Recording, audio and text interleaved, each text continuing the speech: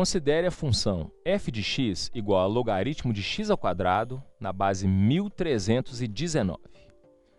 Se n é igual a f de 10 mais f de 11 mais f de 12, então o que a gente pode dizer acerca do n? Então vamos com calma. Vamos pensar o seguinte. Eu tenho que f de x ele é o logaritmo de x ao quadrado na base 1319, ok? Ele quer que a gente calcule um valor de n que é f de 10 mais f de 11 mais f de 12. E ele nos deu a função f. Então, vamos lá. Qual que é a ideia aqui? Se eu quero saber o valor de f de 10, então eu tenho que substituir o 10 na função original. Então, f de 10, basta que você substitua 10 aqui, vai ser logaritmo de 10 ao quadrado na base 1319. Essa é a ideia. Se f de x é log de x ao quadrado, na base 1319, então log de 10 é só substituir o x por 10. Analogamente, como é que eu calculo o f de 11? Basta substituir o 11 aqui no lugar do x. Então, quando eu substituo 11, fica log de 11 ao quadrado na base 1319.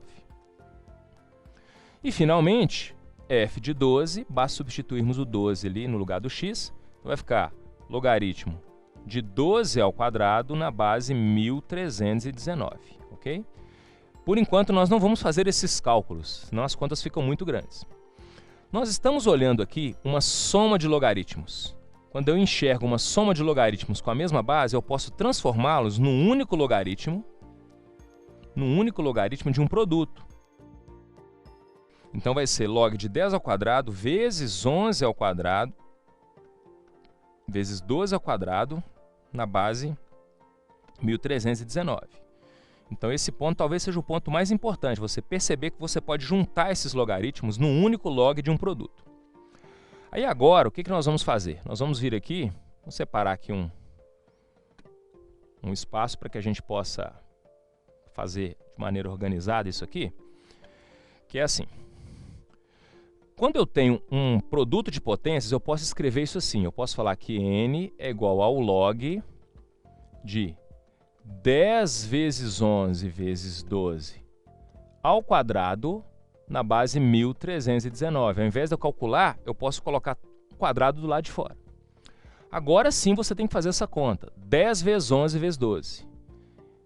Quando você faz 10 vezes 11 vezes 12, olha que interessante, você vai achar que isso é 1320 ao quadrado na base 1319. Está muito próximo, não é?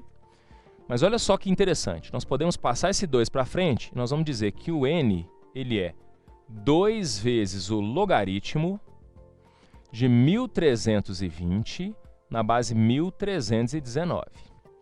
Agora vem uma parte muito legal, que é a gente entender o que está acontecendo aqui. O que eu posso dizer a respeito desse logaritmo aqui? Olha só que legal.